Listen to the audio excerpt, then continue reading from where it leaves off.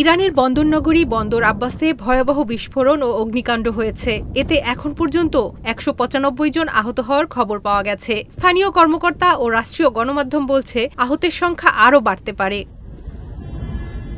প্রাণ সসের মাখামাখি টেস্ট নুডলসকে করে তোলে আরো ইয়ামি আরো জোস। প্রাণ সসের কাতার ভিত্তিক সংবাদ মাধ্যম আল জাজিরা জানিয়েছে, রাজধানী তেহরান থেকে ১০০০ কিলোমিটার দূরে বন্দর আব্বাসে আজ শনিবার ভয়াবহ বিস্ফোরণ ঘটে।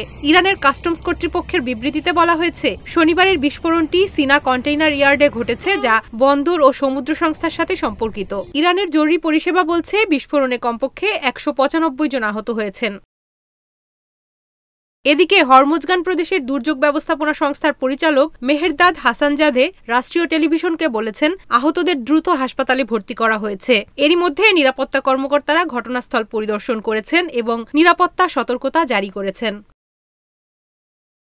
এর আগে হরমুজগান বন্দর ও সমুদ্র প্রশাসনের কর্মকর্তা ইসমাইল মালেকিজাদে বলেছিলেন, শহীদ রাজাই বন্দর ডকের কাছে বিস্ফোরণটি ঘটেছে।